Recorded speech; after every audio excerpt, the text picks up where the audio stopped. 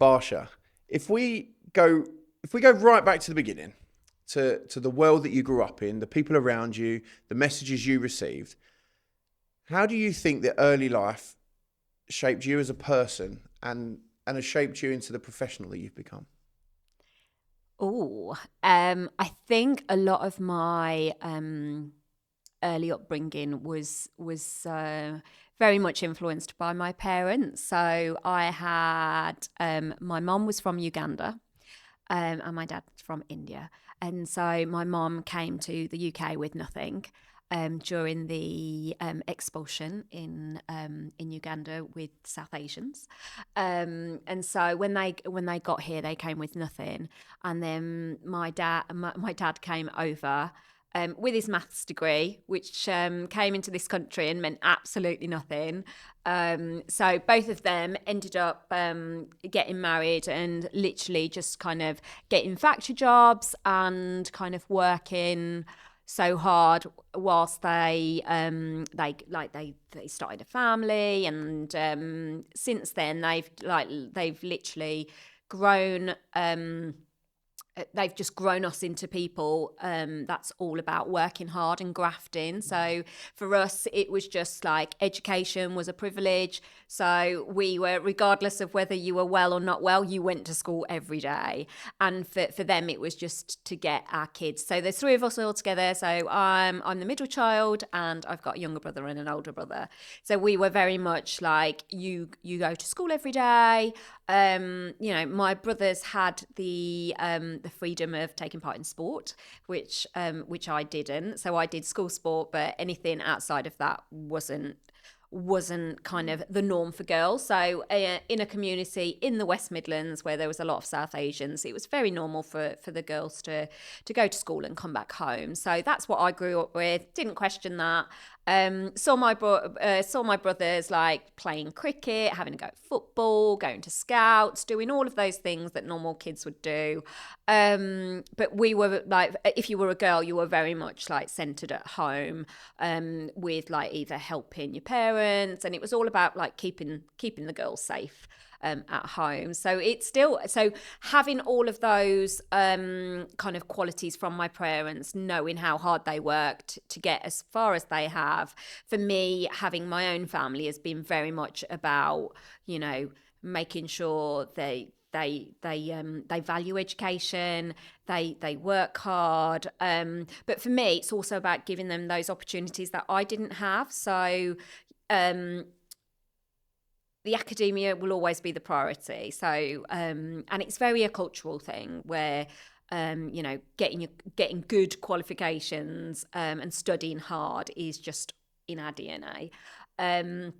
But secondly, I didn't have access to sport and to extracurricular activities. So for me, having two daughters, it was really important for them just to be given those opportunities. So for me, it's been able to take everything that I've learned from my parents, which, I value so much, but then also equipping my daughters to be able to kind of live the life that they want, and then supporting them on their journey and all the things I couldn't do. So now we can talk about this more, but I've gone into coaching, and that's through my daughters.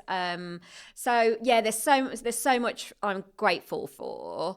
My childhood probably, hasn't been the easiest, in the sense that I wasn't always able to do stuff, but equally I was always shown the correct path to go on. So for me, it was all about kind of, making my parents proud. So that was me in a nutshell. That's fascinating, because you don't come across like you've had a background like that at all. You come across very very well-rounded, and I'm not saying that environment doesn't make you well-rounded, because you obviously still go to school and you socialize and all those things, but homemaking is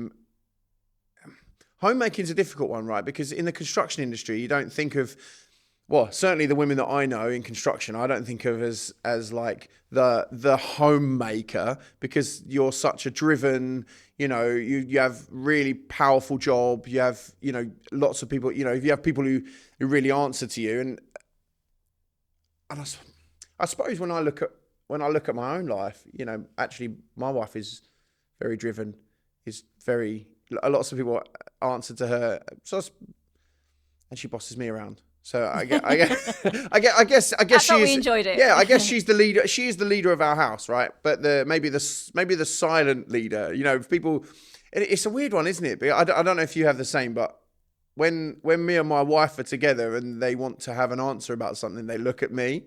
And I don't know if you're the same. Maybe they look at your husband, but and then I'm like, well, don't ask me, ask the boss. Like I'm just, you get the organ grinders over. I'm just a monkey. Like, you know. I think with most things that my girls would generally come to me. If it's a football question, they'll go to their dad. Kids are different though. Yeah. So but as an adult, I guess. There's like, there's things that naturally, like, I feel as though I'm equipped to answer, and there's certain qualities that I feel as though my husband's probably more equipped to answer. But like, I think he'll probably say that I get my own way. But we've learned to compromise, and I think that's again a big thing. So growing up in quite a traditional household, it was very much like, the man makes all the decisions and that kind of thing. So I've kind of like gone from that upbringing to an upbringing now where it is about equality. It's not about it's the woman that provides like the home life. You can't have it both. So for me, it was when I first got married, it was a bit of a struggle in the sense of like, well, I was hungry for a career, but equally as a daughter-in-law, there were certain obligations that I had to fulfill, and that was difficult because I'd moved from my home setting in the Midlands and moved down to East London, and that was a massive transition itself. No one pre-warned me as to how hard it was going to be, so I honestly thought it was going to be all rosy, but it wasn't. But I think that's kind of made me the person I am right now, so I don't regret any of that. It's just made me into that stronger person. But equally, it kind of charged me to do my master's, so I did that whilst I was my first 2 years of marriage. I ended up doing my master's as well. So that was what a honeymoon that was. What it was. It was just to kind of get a bit of freedom outside of the house as well, and just to have that break. But equally, it was just trying to find my feet as well as this daughter-in-law, but also had a appetite to kind of like, fulfill my dreams as well. So I'm not gonna lie, it was tricky. But yeah, I did it. I didn't give up. So I don't like to. I'm one of these that, like, I'll give up. I'll try not to give up unless it's like, I really can't do it. But if someone says I can't do it, I generally want to prove them wrong. Yeah. It's the way I generally live. Yeah, I think that's absolutely fair. And I think that having two girls that's a really good, they're really good traits to pass on to your children, right? It's not giving up and knowing when to give up. I think are the two like key parts of that. It's funny as well. You talk about your girls coming to you all the time. My kids will literally walk past me to go and find an answer from my wife when I could have. Mom, can you put my shoes on? You've just walked past your dad to come and ask me to put your shoes on. You're like, yeah, keep that one up, son. yeah. As is, you've got to gauge the mood. So like, fair. If mummy's looking a bit stressed, we'll probably go to daddy. And then if daddy's looking a bit like, oh my gosh, Arsenal have just lost, so we just don't, don't go near him. So they'll come to me. So it's a very mood driven house, my house. I love that. So did you ever imagine as a young person getting into the construction industry or becoming a leader or, being in youth development? How did that sort of manifest in your early life? I never thought I'd be in construction.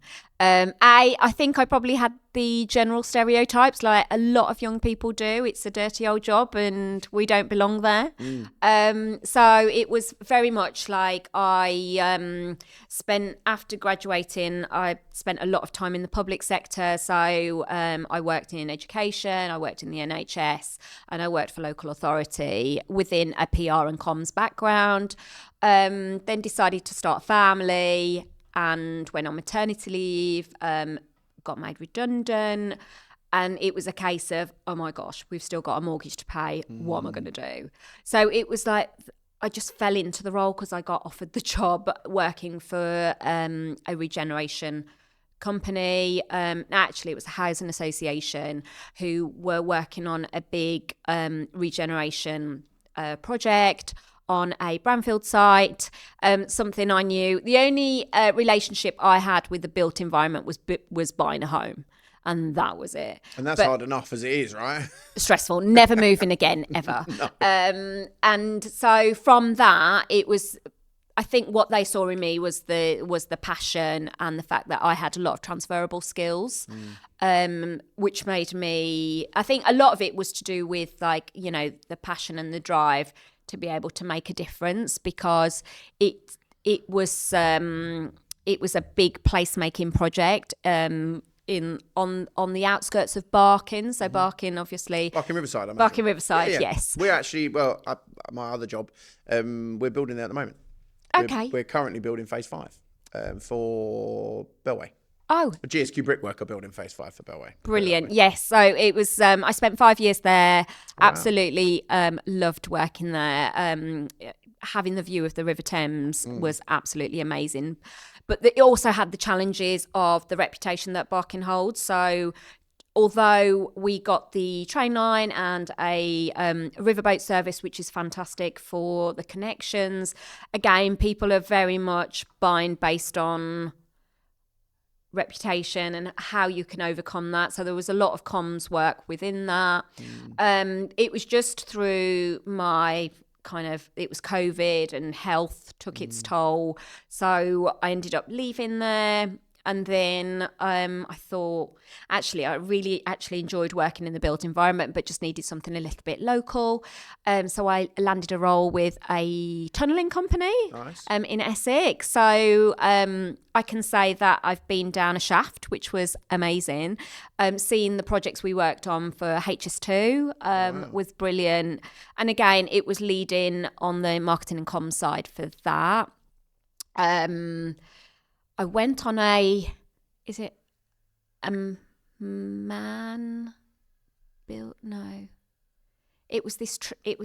called a man something, because I always remember but it takes you up in the air. Is it a man rider? It's something anyway. It's got man in the title. Okay. So well, that's very sexist. It is. I thought that. I can't even believe you were allowed on there as a female. How dare you? I know. How dare you? I literally broke a few rules by going in there, but it was fascinating. So I spent a year there, and then but I've got to a place where if it doesn't feel right for me, I'm not going to try and make it work. So again, I spent a year there, and then moved on to working for another master developer, working in Cambridge. But again, the commute was too much, so the health came into play again. And I got to this point in my life where I thought, actually, my health has to take priority. So I still was there looking for the dream job. I actually then did a little stint working in a charity. Did you? Yeah, Women in Sport. Again, it had a great alignment with my passion around coaching. So I've discovered now later on in life that I have 2 passions. So that's coaching and construction. Well, that's greedy. I know. I can't narrow it down when it comes to, if I had to choose one. It's really difficult. Okay. Which is a good place to be. I might make you choose one in a minute, so get thinking about that. Okay. And then here, and then finally I landed with a family business that I can walk to work. We are a local facades and dry lining company and family business run for 21 years. And they have given me so much opportunity to be able to further my passions in construction. So not only has it been around marketing and comms, but there's a whole big social value piece that I've been been empowered to drive it forward, because we all know as kind of contractors, whether we're tier 1, tier 2, tier 3, we all have a social value obligation. And then introducing the Girls Can Build program has been a game changer for us, and it's a passion project which has really kind of, really got people talking in the industry, and that's what I really wanted, and I can't wait to tell you more about it. And yeah, it's just been, I've just found my happy place. So where I get the mix of delivering on my construction role and having the flexibility and autonomy to do that, but also driving forward kind of my passion for coaching as well, because I think, again, there's this big there's a big diversity and kind of gender parity needed in both of those industries. So I think there's so much synergy in both of them, which I absolutely love. Yeah, there's so much in there. You've done so much. You literally have done so much in your life. You've done a lot of coaching in both sport and in construction. Where do you see the crossover? Because you coach an under-10 girls football team right now, right? I do. Where I think being an under-10s girls football coach is probably pretty helpful if you wanted to run a building site, actually, because I'm sure a lot of the the early hormones and things kicking in, probably similar to some of the people working on that site. But where do you see the crossover in coaching sport and construction, and if there are any, and how can potentially that be developed sort of in the future? I think there's synergy, there's overlap, because I think it develops, whether they're under 10s and the skills that they're kind of like, they're learning. My girls in particular have they came to me at the age of 6, and they're now like 10, almost approaching 11. And when I first met them and how shy they were, they've built these really strong relationships. They work together so well. They've become so resilient because, again, football comes with lots of highs and lows. We're not always going to win every game. And it's just made them into individuals. And it's those, I think that's what's so passionate for me, is they're going to take away all these skills, which are kind of soft skills, but equally those skills are going to help them longer term, whether they're in the workforce, whether in life in general. Those are the skills that they're always going to have in their back pocket. And those are the skills that you need in the workforce as well. The good, the communications, the teamwork, the resilience, the knockbacks, those people skills, and being able to kind of work together to achieve that goal. And it's the same when you're working on projects, because you can't work solo, because you don't get that job done. So, and that's the same with working in a team. You're all striving for that same goal. And I think that's where that synergy is. Although one's on a pitch and one's on a building site, I think there's so much overlap there, because equally, if you don't have any of those skills, it's really hard to get the end goal. And how did you teach them those skills? How did they grow from? I'm taking your girls' football team for example. They've grown from 6-year-olds to 10-year-olds, and you say that they've got these skills. How did you instill those skills into them? Is there like a secret sauce to that, or is it just through turning up every day? Yeah, I don't think there's an instruction manual that they each follow and you get the end product. It's very much week in, week out, attending trainings, learning from matches. And it was that week in, week out where they're seeing each other. And I think we as coaches are role models. So, we flag up, behaviour that's kind of not welcomed, or we think, how could you have said that a bit more positive, or we encourage this is not it's a team sport, it's not an individual sport, so blame isn't tolerated on the pitch. And it's all those kind of, I think without blowing your own trumpet, like I do You blow your own think trumpet as hard as you like. That is literally it's like, literally what we're here you for. don't reflect on things like this, the No. fact that they've evolved into such beautiful people. But I think we do have a part to play as coaches and as role models. And I think, you know, that's why being in a sport or having that, being in that team environment is so important, because you just absorb all those behaviours to help you become that, you know, that little confident person.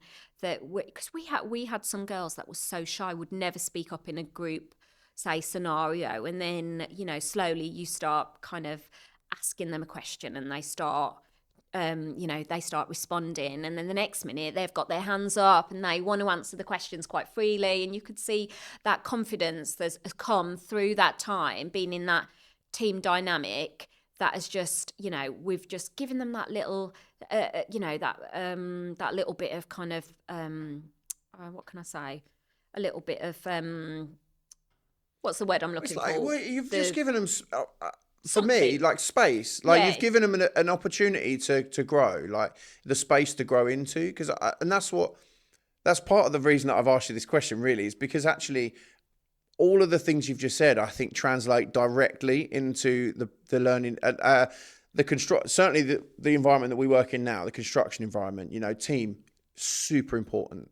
Having role models, super important. Working together, super important. And those things actually have nothing to do with the skills that we're doing. You know, whether that is building a facade, or whether that's building a brick wall, or whether that's building I don't know, any structure you like. Those things are not related to the skill of the thing. They are related to the team and actually growing a team. And what you're saying is you're giving, you know, your girls and, you know, and all of the areas of your life the space to grow.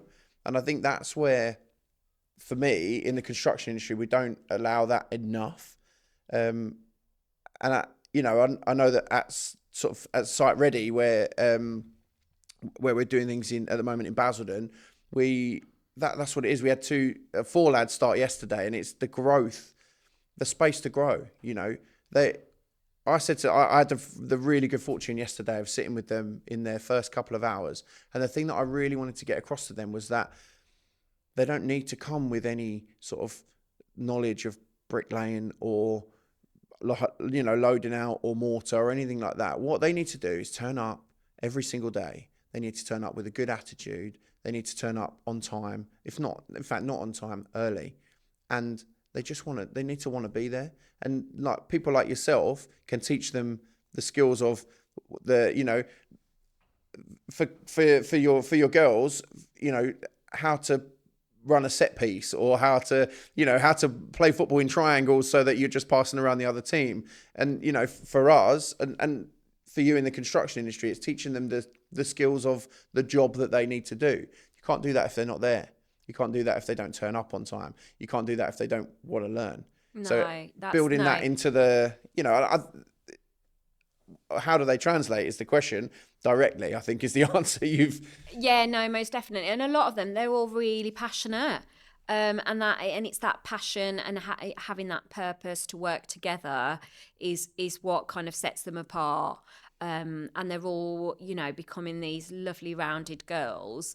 And I think, you know, this is what I say to lots of parents in the South Asian community, because again, we have this reluctance for our girls to play sport, and that's a big thing for me, because I see the value of sport, and, you know, all girls belong in sport. So for me, it's about trying to educate kind of my culture about why sport is so important, and the skills it gives them to be able to help them in later life, and the fact that it makes them rounded people. So you know, we see a lot of girls, South Asian girls, who will be very academic, but socially they don't have that skill set. So where you've got someone like my daughter who plays team sport, she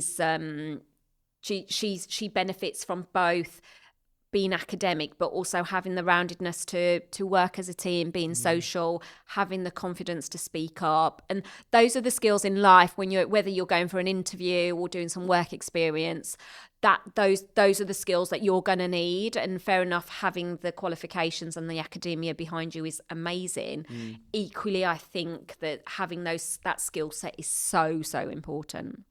Yeah, I 100% agree with you. Just a quick one. Give me a second to tell you about the proud sponsor of the Hodcast, Site Ready Solutions.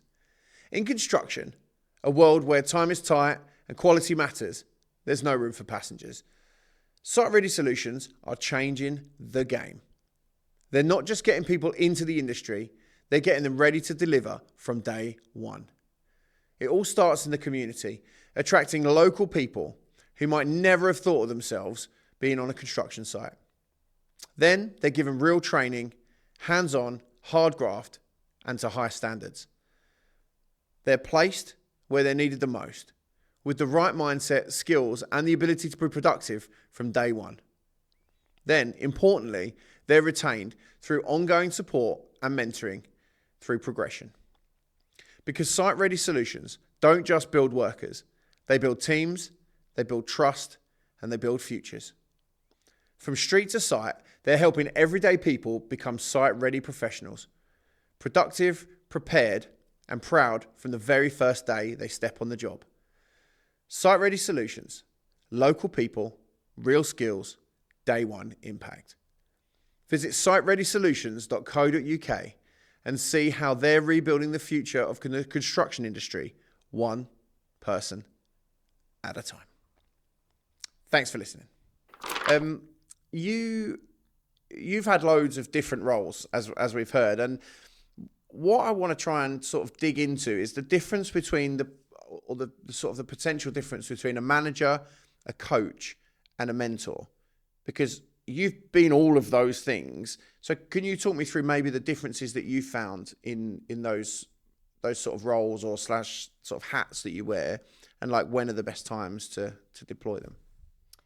So when I was a manager, I felt I probably had less experience of the coaching and mentoring because that's come to me later on in life. So I guess I'd say, I was probably one of those managers that probably could have been better in terms of rather than trying to get them to all be my friend and be accepted that way, to also be more of a coach and a mentor to them, and rather than kind of being the, not a fully micromanager, but I do like to know what's going on and who's doing what kind of thing, but equally just giving the team more autonomy.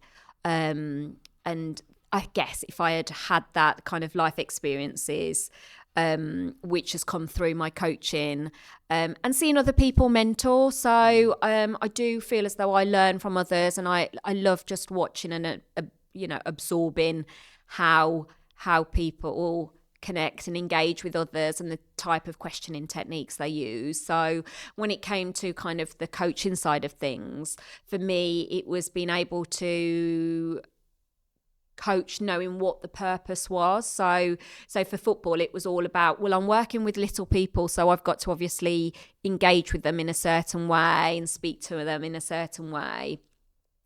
And then that has kind of, I suppose there's been an overlap there with the coaching and the mentoring, which has been more for people who are aspiring to be coaches and see me as a role model, which I never thought I would be, which is something I'm getting used to. So last week I won an award, a national award for Volunteer of the Year, which has been so overwhelming, and it's so lovely to be recognised. But equally from the back of that, I've had so many positive comments about what a good role model I am and how inspiring I am for others, and that I didn't really see that. But for me, it's like, actually people are coming to me and asking me from as a mentor, like, how can I do this? What can I do this? Have you got contacts for this, that, the other? And and it's through all the networks that I'm part of, and as you can see, I like to talk. So I do bring myself into those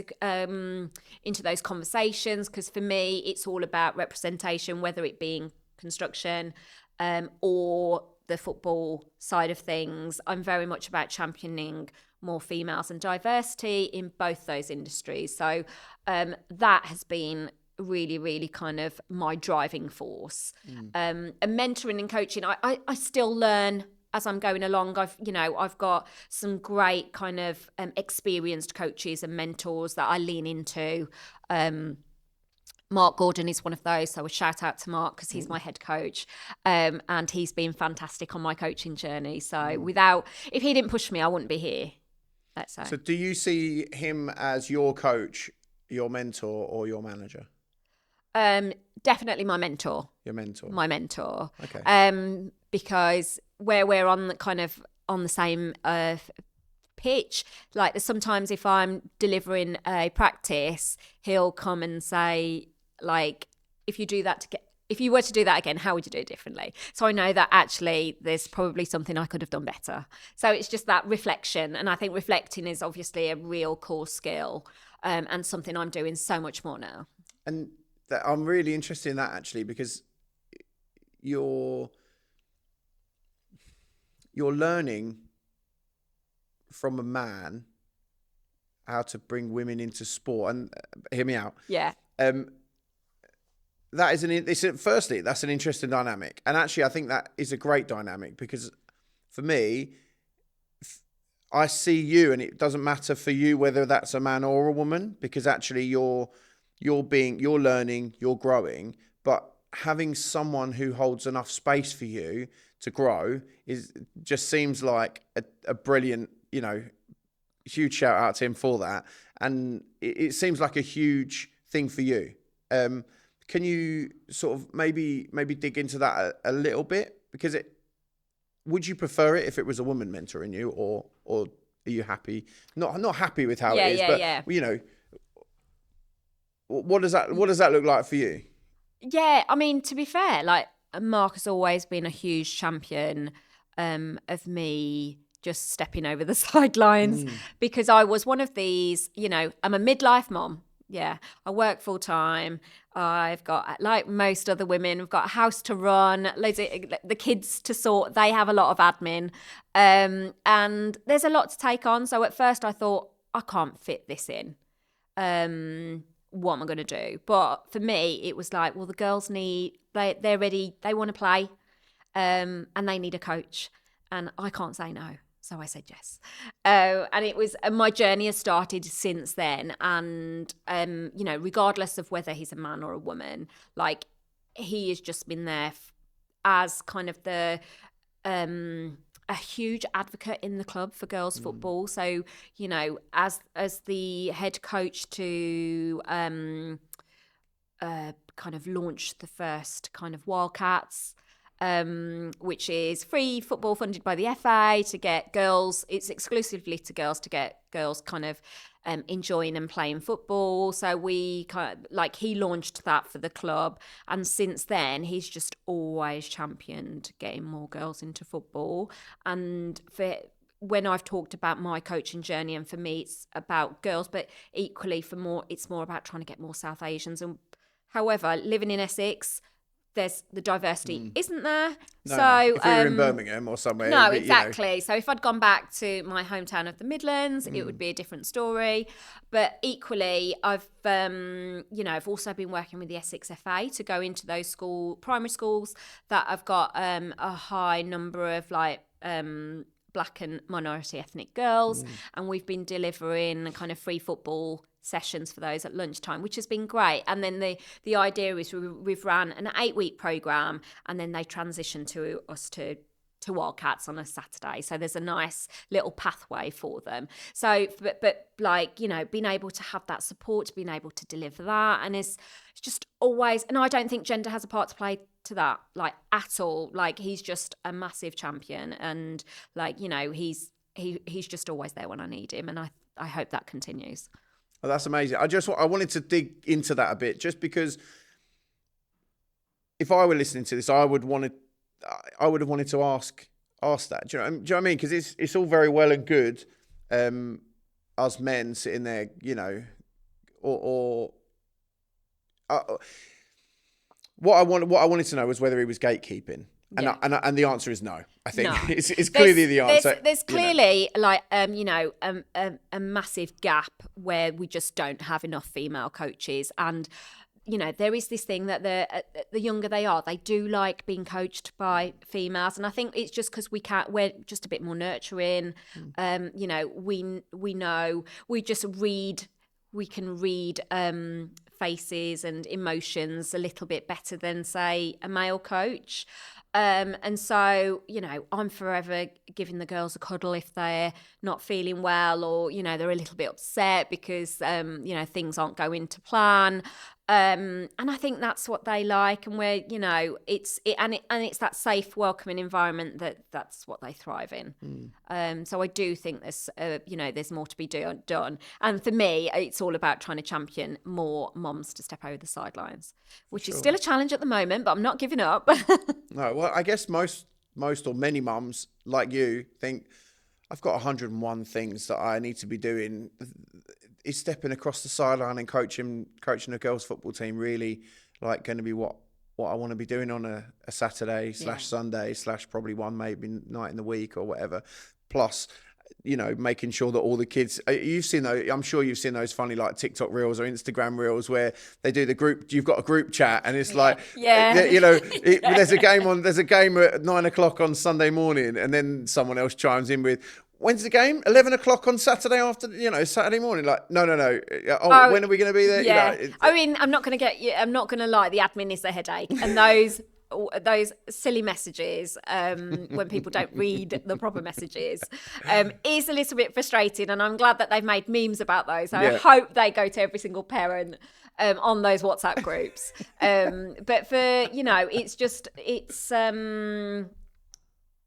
having those females. And for me, like, you know, I had two brothers, so I watched a lot of football, but I never played. Mm-hmm. And this is the other thing where there's the fear of like, well, I can't kick a ball, or I don't know the offside rule, and you know, and I'm going through that journey now. So, you know, my daughters will quite happily literally slate me about like, oh, like, Mummy, don't kick a ball like that. Apparently I can't run properly, so I've got to work on the running. Okay. And yeah, I'm still learning about how to kick that ball properly, but I'm getting better. I love that. What if you see like let's take some, like, even world-class football coaches, right? They probably aren't that good at football. The reason that they're a coach, or certainly at the top tier level, I guess it's a bit different in sort of Sunday League, because you don't have 15 other coaches teaching people like set pieces and you know, exactly, all of those things, right? But they're a coach because they're the mastermind of the team, right? And does it matter whether you can kick a football? Probably not. Does it? I just get the girls to demonstrate. So luckily my daughter plays in the team, so I'll be like, Naisha, come and do the demonstration. Like, or all the other girls, they'll want to demonstrate. So sometimes I feel as though I don't really need to. So, but sometimes it's all those fears that put you off, and I think I was probably one of those as well. Yeah. But I was like, well, you know what? Let's do this. First of all, I thought it was part of my midlife crisis, but you know, I'm still carrying on, so I love it. Love it. I love it. I love how passionate you are about it. And you're quite a big deal in like the football world as well, aren't you? You've got some FA qualifications, haven't you? I have. I've got my UEFA C. So what does that mean? Like, what can you coach with that? So could you go and coach like Chelsea women's, or no, not yet. Oh, not quite yet. No. Well, you wouldn't do that. You'd Arsenal women's anyway, like, obviously. Well, yeah, of course. No, I think the aspiration is to potentially go for the UEFA B, which is the next step up. And I think, like, if you wanted to coach at elite level, like, you know, Chelsea Football Club, it's the UEFA A. Okay. But that costs about 10 grand to do that. So yeah, there's no rush for that one just yet. Not just yet, I guess. No, but like, you know, having those role models like Serena and Emma Hayes, you know, they're fantastic, and that's the whole thing, is having those role models flying the flag to say women can step up and women have every skill set, knowledge to do that, break those barriers, and for it to become the norm. So, we've got to. It's a long journey, but we're moving in the right direction. We're taking the right steps. So that's all we can hope for at the moment. That's great. Well, let's shift a little bit to Girls Can Build. Where did the spark for the project come from? And was there like a moment, a story, or a realization that made you think we have to make this happen? Yes. Having two girls, one is still at primary and one's at secondary now. But it was when going to primary, I just thought that they don't really get too much introduction to kind of careers and stuff. But equally, they don't really learn about construction and what construction is until they get to secondary, when you're trying to kind of promote, different careers. Well, at that point, they've already probably been exposed to lots of stereotypes that society make of construction. So already at that point, they probably feel like they don't belong. So for me, it was like, well, why aren't we introducing it at a primary age? Why aren't we just planting the seed to say construction is wonderful? There's so many different jobs in construction.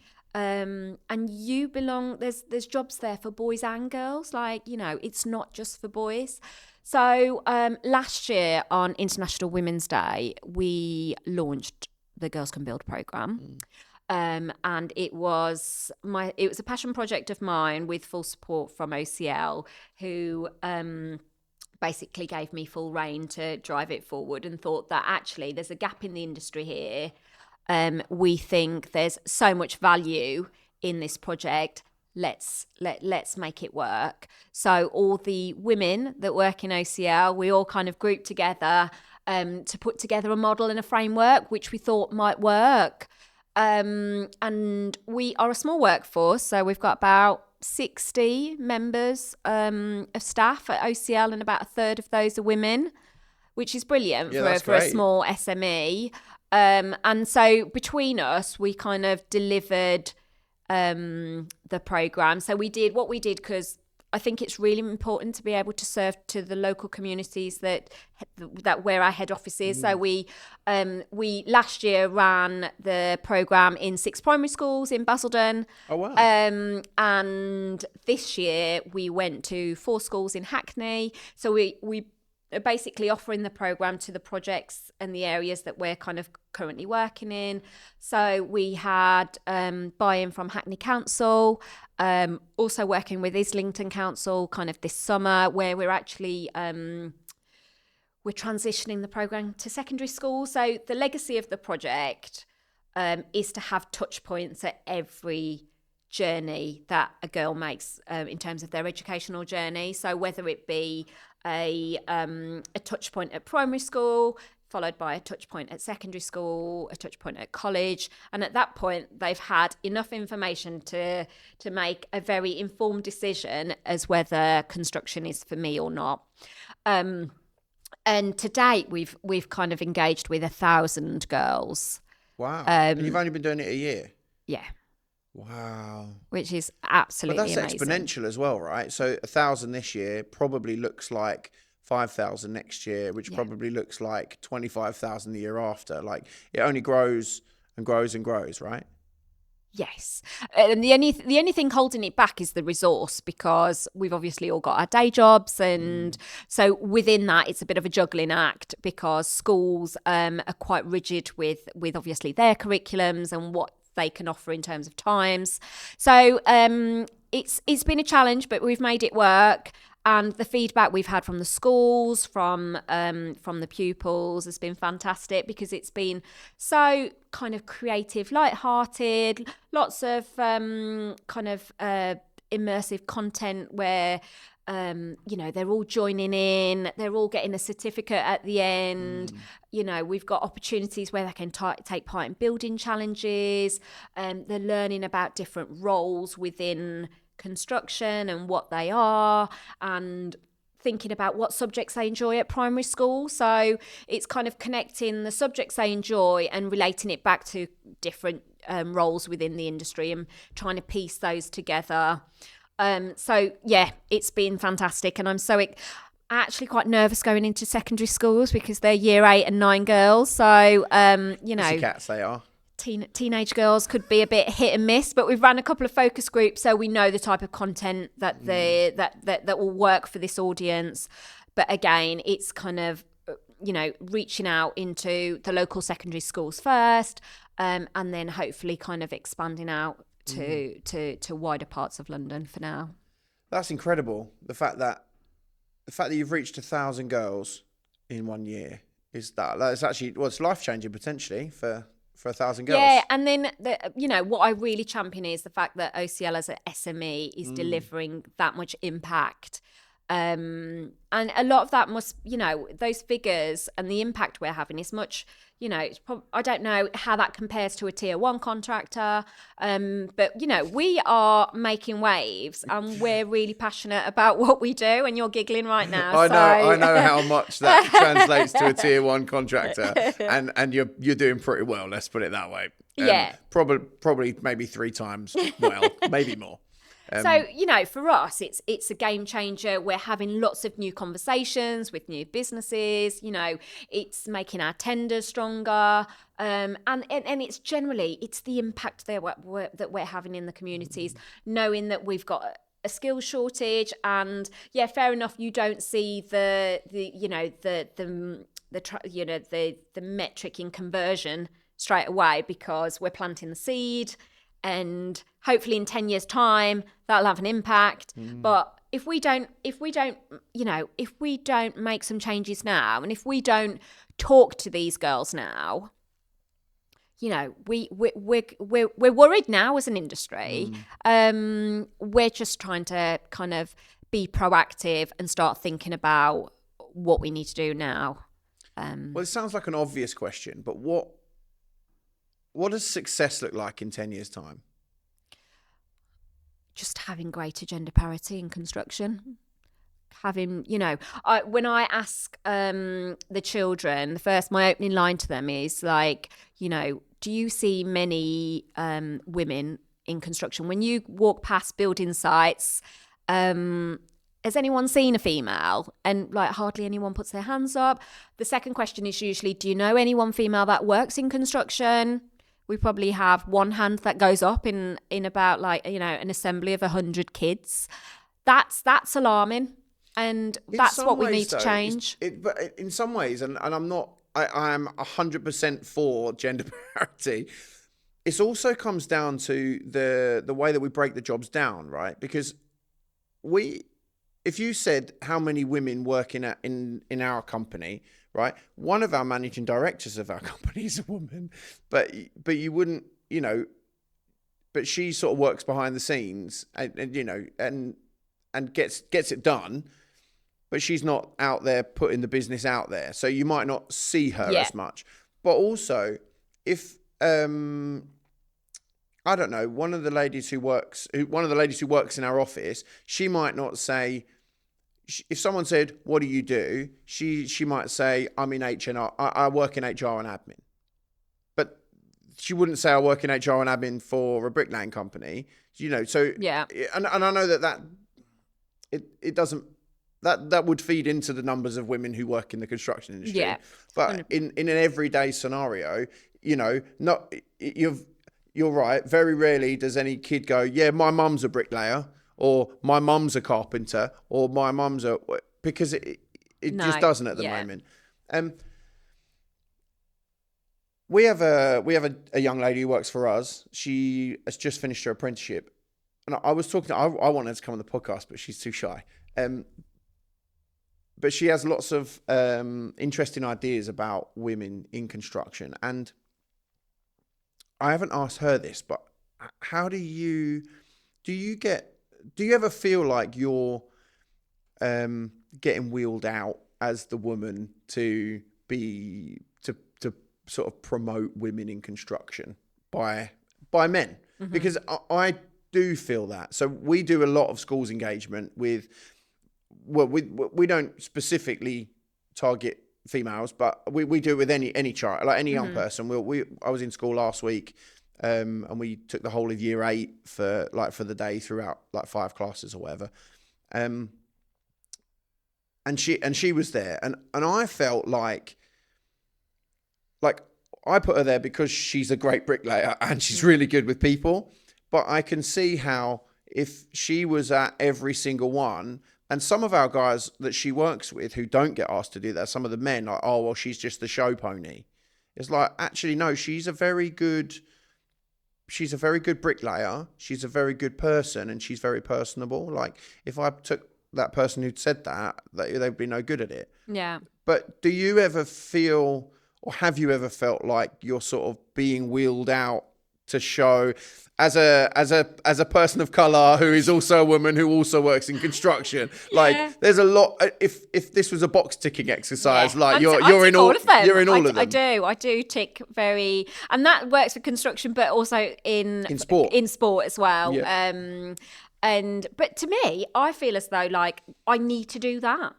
I need to do that to be able to show other South Asians that actually you can work in construction. You can be a coach and be a South Asian.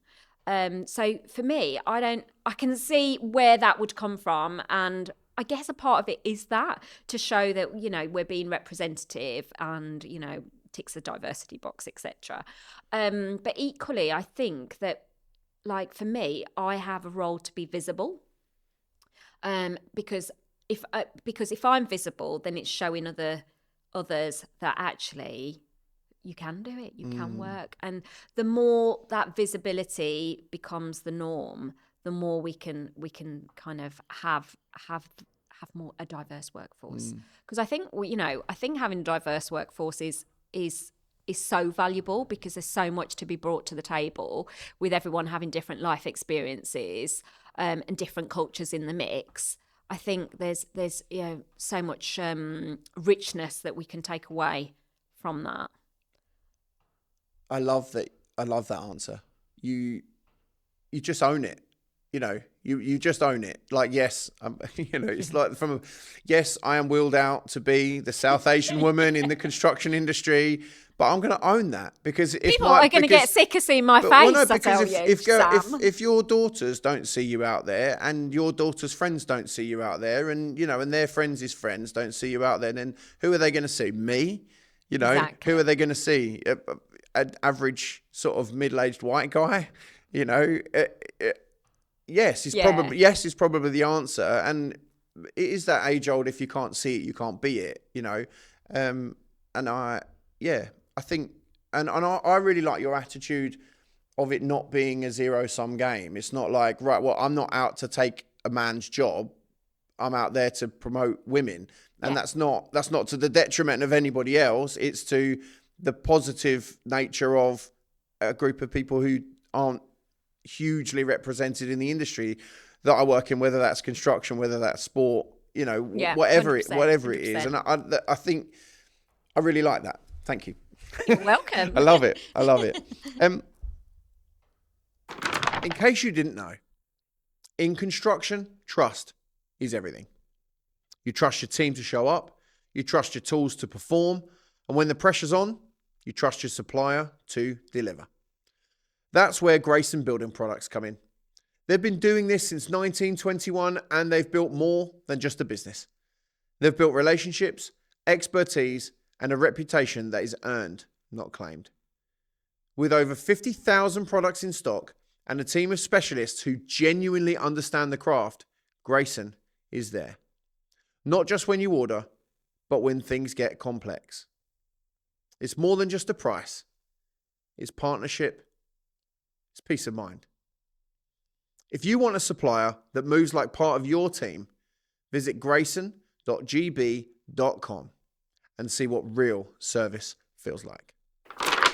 So you with the Girls Can Build program that you do, you go around schools. Like, how interested are girls after you teach them? How interested actually are they in construction? They are very excited. I'm not going to lie. Like, my last question generally is, so who would like to work for OCL? And they're like, me. So I think we just give them, that little snapshot of construction and how exciting it can be, and how, working in a team to get things done. So the classroom challenges tend to kind of be the game changer, in the sense that, like, you get assigned a role. So there'll be a project manager, there'll be site workers, there'll be a design manager. So they all have different roles to play, and it just shows the importance of those roles, and when you're buying materials and this, that, the other. And it just shows that, like, there's a role for everyone. So if you're a creative, you can get assigned the design manager role. If you like numbers, you can be the buyer, etc. And I think that's what's really kind of helped create that excitement. And they see women, so women they relate to. So we did put together a video, and we showed the video in our focus group, and the feedback was, because there's a male project manager in there, they didn't think that was fitting. They were like, well, why is there a male project manager? Shouldn't it be female if we're trying to drive that agenda forward? So we've parked the video for now, because it's not landing well, because they literally just want to be immersed around female role models, but equally trying to give them the reality of things at the moment, that there's a lot of obviously men working in the industry. There's only, like, when I say there's 15% of those, just over 15%, that are women that work in construction. That's actually a big eye-opener for them. And of that, only 1% work in the trade. So, it's not, for me, it's not even trying to get more in the trade, but it's just literally just kind of getting more females kind of more females actually knowing what roles they are, that they can actually think that they could actually do a stellar job in. I think that's the important bit, isn't it? Because there's a lot of stuff at the moment. What I hear you saying is there is a future for women in the construction industry. What we are in it seems like we are in a bleak place right now, because and what sometimes happens is, sometimes people throw out the idea that right now we should have more women in the construction industry, and we should. But if we did that right now, what you would have is a less skilled workforce. And I don't mean that in a derogatory way. There just are not the women to fulfill the roles that need to be done. 1% of women are in trades, right? So if we made it 50-50, if we said, right, well, so for example, OCL had to employ 60% of 50% male facade workers and 50% female facade workers, you would have a lower standard of worker, because you would be having to appoint people who were maybe not as skilled, not as fully trained, didn't have the experience. But I guess that's what feeds into your Girls Can Build 10-year vision, is that in 10 years' time, we will have a workforce where you will have it will be based on skill, not gender. You'll have a bunch of females who are so highly skilled that why wouldn't you pick them? No. And I think, like you said, with that, if it was like 50-50 right now, it would be, I mean, not necessarily the quality, but more about, like, the productivity. And, a lot of our facades, we're working towards deadlines and stuff. And so if you haven't got those experienced, if you haven't got a full experienced workforce, you are going to then fall behind, and that's not what we want. Well, but even if you're even the maths, like, so say a bricklaying company, say they wanted to employ 100, or they wanted to take on 100 bricklayers, but they had 200 apply. Well, you're only going to you're going to take on the best ones, right? So 50% of those people are saying they're bricklayers but are not good enough to be there. So if you're taking on like 50% of the 99%, then that's you get to pick the best and of a pool of 99%, you know, if you had 1,000 people, only 10 of them are going to be women and 990 of them are going to be men, you know. So actually, if that were the case, if you had to pick and you only had 10 jobs, well, you have to pick 5 men and then you would have to pick 5 women. But statistically, those 5 women are not necessarily going to be as good. I mean, they might be, but statistically, those maths don't work. But in the future, if you've got 5,000 men and 5,000 women, those statistics go way out the window because your pool of people that you're picking from is bigger and more productive and better. Like that, and that's not. They're just.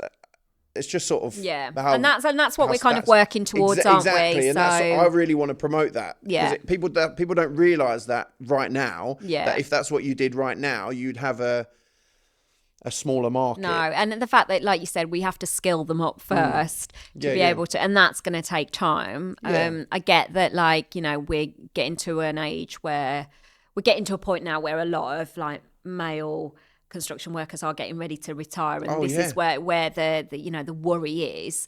But equally, we've got to prioritise getting those skilled those skills back into the industry. 2 in 5 construction work. The stats are around 2 in 5 construction workers will retire in the next 10 years. Yeah. So that's 20%. Yeah. Over more than that. It's like 40% of the workforce almost that are going to retire. Which is what we try and bring to Girls Can Build when we're kind of talking about the context of how important getting females into construction is.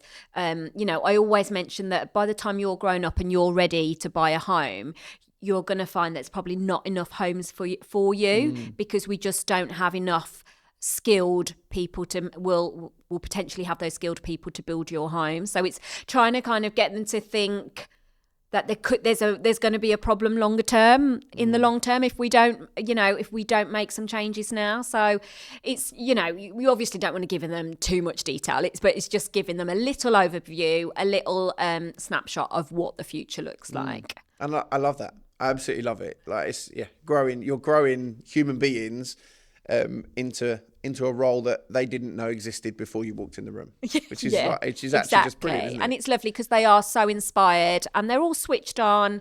And I think, you know, we were umming and ahhing as to whether we make it exclusive to girls without boys getting left out. But then my argument was, well, boys already feel like they belong in construction.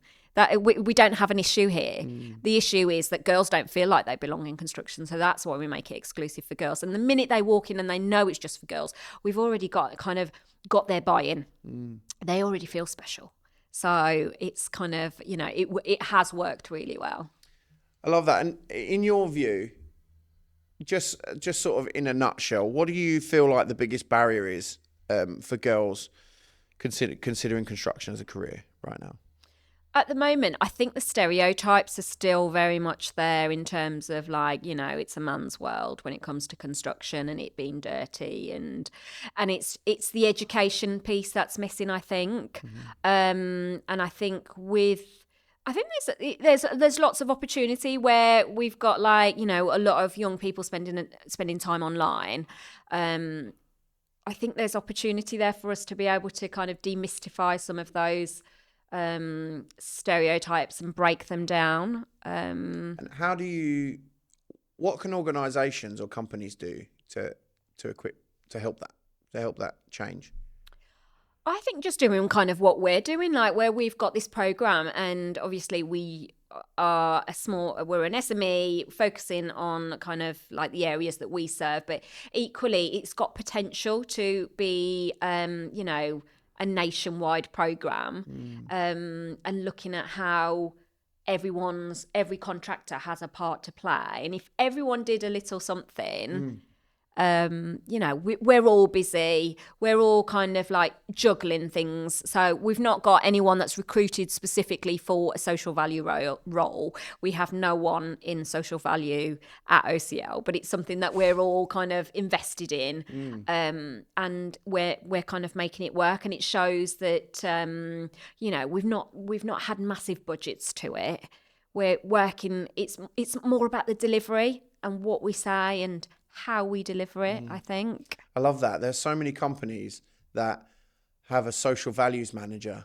Oh, well, we've got a social values manager, so social values, sorted. They're, what do they do? Well, ask them. Yeah. Whereas actually, if you don't have that role, and I guess that's a deliberate thing, so that all of your team feel that social value is part of their working day and part of their working package, rather than just, Barbara is our social value person, so I've just asked her what we're doing because I'm just a QS. Like, what do I know? Yeah, Do you know and what I it's mean? nice that we feel as though, like, with OCL, we've got that we've got buy-in from the senior team to allow the team to give up some of their time to be able to devote to the Girls Can Build kind of program. And it's also like, I never thought that the founder would be talking about Girls Can Build. He's a very old school, traditional construction worker. But knowing that you've got the senior leadership team and you've got members of the team that use it as a way to start conversations, and it's really good because everyone is championing the program and knows that the impact it's having. So it's been a game changer for us. Your owner is obviously a really clever guy, because he must be aware that he can't do what you're doing. It is physically impossible for him to do what you're doing because he's not a woman. He's a man. And actually, I guess it would have been very easy for you to come to him and go, I really want to do this thing, and him go, probably not. Why that doesn't seem very productive to me. But actually, he's very forward thinking and obviously thinks a lot of you and the rest of your team and your female colleagues to go, do you know what? These women can make a big difference in our industry in the future. And I think that's brilliant. You're thinking like the founder is basically, and the MD is basically giving you their brand and say, here you go, because it's badged as an OCL program. Yeah. That's quite a risky thing to do. If it, it's great that it's worked out, it's been fantastic, but equally it's a risky move, because you want to make sure that it delivers on its purpose. And I think that's it's been so for me a real proud moment.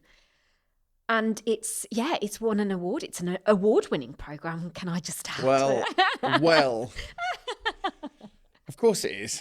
You're an award-winning lady. Thank you, Sam. Well, you're welcome.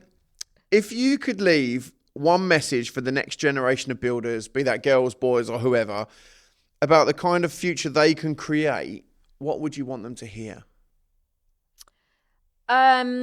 I think for me, it's for our new generation of kind of construction colleagues or young people is just to have that passion, have that purpose and drive to be able to kind of promote what a great place construction is to the next generation. So, we're doing it now for that generation and so that role, then kind of they pass it on. So it's just like a legacy that they're all having such a good experience and they understand how rewarding construction can be as well. It's a rewarding industry. In the view that like we've got a next cohort, the next generation who are just, itching to work in the industry. Okay. So let me give you this in a different way then. So what I want you to do is I want you to pretend that I am the person that you're talking to and tell me what it is that you want me to know. What I am them. Oh, okay. Tell me. Sorry. Tell me. No. That's fine. No. As an idea, Yeah. I'm just thinking that would be great. So we could snippet this up, and you can you can put this everywhere you like. So tell me what is it that you want to tell me as the next generation? What kind of future you want to create? What would you want me to hear? Tell me. Okay. I'd say that, Sam, you've made a great decision. I think you're not going to regret it. Working in construction, working on projects where you're actually building them from the ground up or using your expertise, not only gives you purpose, but gives the wider context of what you're delivering, but also you're a role model to everyone, to that next generation. And you carry on flying the flag and championing what you're doing with kind of heart and soul, and make sure that everyone knows what a great job you're doing, and how, and how exciting it is for this next generation to kind of come and work in construction. Thank you. I'm going to snippet that and have that play to me every morning. Yeah. That'd be lovely. Is that going to help you That's get up? perfect. That will certainly help me get out of bed in the mornings.